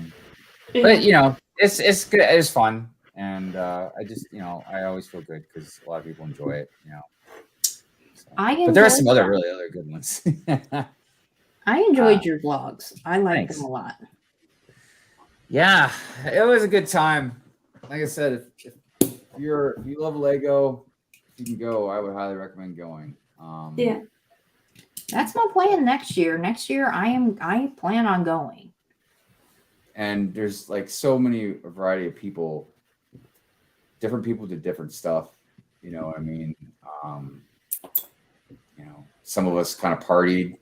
Some of us, you know, did more activity type stuff. Some people, you know, just different things. A lot of people, the lobbies, like the infamous lobbies, like what a lot of people do as well. And I hung out in the lobby a lot during the day and somewhat in the evening, but like late at night, I don't know. A lot of people stayed up late partying or hanging out, and I was usually up in the room by like one, because I knew I needed to do a vlog, you know, edit the vlog, and also I knew if I stayed up too late down there, I'd never go to sleep, and then I'd just be dead the next day. And I was trying to have at least a little bit of energy. Right. Right. When did you start your day? I tried to sleep in, man. Every day I woke up between 6 and 8 o'clock in the morning. Like, most of the time it was like right around 6:30, 7 o'clock. I don't know if it's because I had a hard time sleeping. I don't know if it's because I was in a motel room or hotel room with like 2 other guys, you know, or just unfamiliar, you know. I don't know if it was because I'm so used to work, where I get up early. I don't know what it was, but like, yeah, I never got more than 4 or 5 hours of sleep generally every night. And even that was kind of pushing it. But I mean, in a good way, you know. A lot of us lost our voices for different reasons. I have heard that throughout all of the different videos that I've watched. They're like, I've lost my voice. I can't talk. It's been a few days. Yeah. So I really will. I definitely already decided that I will fly in very early, latest on a Saturday. So that I have a bit of leeway, because I at least need 2 days to get accustomed to the time zone. Now I decide I will stay at least 2 days to catch up on sleep. Yeah, that's the other thing too, is so the time goes by very quickly, a lot faster than I thought it would, and I kind of wanted to plan for certain things a little bit more, but it's just so difficult because, you know, there's different people doing different things at different times, and it's very hard to kind of coordinate something at like kind of the same time. Right. You know, so you know, I basically, because I wanted to enjoy Chicago as well. I wanted to go downtown, but I didn't get to do that. I didn't go to like the Legoland or whatever Discovery Center. Or Brickmania. I didn't get to make it out to Brickmania. I just feel like next time I'm going to see about taking maybe a couple extra days off, and like either going a couple days early or staying a couple days late, so I can enjoy some other things that are out there. Right. The same for me, because it would be my very first time in Chicago. So it's not a waste of time. It's not that I'm at a wasteland where there's nothing to do and nothing to see for another week. There's so much to explore and just having fun. One of the things that kind of did suck, really threw me off, man, is I don't know if it was just a matter of my sugar levels or maybe nerves or whatever the case may be, but like I was sick. Like, well, I didn't get sick, but I felt sick. Like, probably the first 3 days I was there, like to the point where, like, I'd want to eat, I'd be hungry, then we go to somewhere to get something to eat, and then I'd like nibble on it and I couldn't eat anything. Right. I was just walking around like half dead, sweating. I don't know. And then I got over it, but that part was rough. Yeah. I could imagine that it would be the same with me. I don't have diabetes, but I really am a bad traveler. So I suffer from motion sickness. Until I recover from that. Cindy was talking about the medieval time stuff, so that was a whole other thing too. So Sean, the right way, you know, from a couple of Brickheadz, like he coordinated like the medieval times dinner and that foosball tournament, which both of those things were way better than I would have ever even imagined. But the medieval dinner, a lot of us, of course, were like screaming and yelling, you know, so that really took a lot of our voices. The foosball tournament, like the foosball part, it was like whatever, you know, like it wasn't even the foosball part wasn't even really fun for me, like the actual playing part, because like my left hand, I just had no dexterity or strength, so like I even scored on myself once. And one time when Josh Build Stuff was playing, like a piece flew off when he was playing, but it was just really awesome, like just being around everybody and the excitement and the oohs and ahs and everybody talking smack, and you know, it was a lot of fun. And the medieval dinner, like I just joke around how like I felt like a little kid, you know, when we were done with all that. It was absolutely amazing. I can't wait to do it again next year. Yeah, that medieval dinner thing, that looked kind of fun. Yeah, and I don't know. Did I show you guys like the frame I got for it? I can't remember if I showed it to you or not. Yeah, And that was this was the other thing that was worth it almost just by itself was getting this picture with so many people. You know, it's such a variety of people. Like, you know, are in here, content creators and people that just in the chat and stuff. It's pretty amazing. Yes, Beth. I don't know her, but yes, somebody named Beth wiped the floor with everybody as far as I know. I love it. Yeah, it's awesome. Good stuff, man. Oh, and we are at the top of the hour. I did not even realize it. Yeah, it's crazy when time flies, right? Yep, time does fly, and I'm almost done with Draco. Like, I am so close, it's not even funny. So while I'm finishing up Draco, Hive, you want to talk about what you have coming up on your channel? Yeah, sure. So every Sunday, I got Good Morning Brickworld at 10 o'clock Eastern Standard Time. It's kind of one of the biggest things that I do. Had it going for quite a long time now. And then, Amber Light Bills and Titanium J, they host it with me. I've got a lot of different videos coming out. Some of it revolving around some of the stuff I got from Brickworld. I was going to go ahead and put a video, the new Sig Fig intro that I made for Good Morning Brickworld. I was going to go ahead and put that out as a video just so people can watch that. But yeah, I got different topic videos and different stop motion stuff that I've been kind of currently working on. But I don't know what one's going to come out first. It just depends. I know I will be streaming, a lot of these sets behind me. And then once I kind of calculate the stuff I'm going to display at Brickworld next year, I'll start streaming that as well. Awesome. Yeah. Yep. And Nicole, anything for you? How far did you get on Rivendell? Rivendell. Oh, pretty. Even not completed, it still looks pretty. Yeah. You see where it's going, Yeah.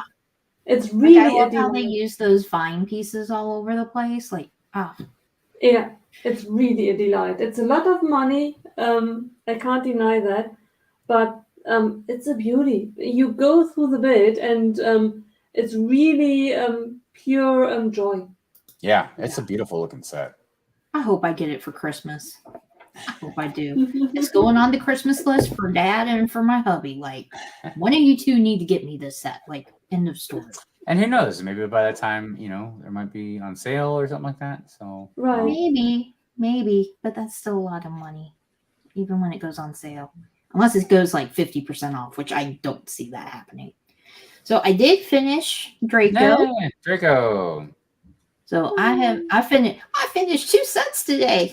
Yeah. I just need to build Brickheadz on live streams, and that's it, because that's like the only thing I ever get finished. You can be all set. Yep. And let's see what else. I'm not sure if I'm going to have a video this week because I just can't think of anything to do. So maybe just a filming with cats. I might do a filming with cats. We'll see. And next week is going to be another Bricking with Friends. I'm not sure if we're going to have a guest or not, but we will be here one way or another. Me and Nicole. Yeah. And that is everything. I hope everybody has a good weekend and see everybody next week. Bye, everyone. Bye.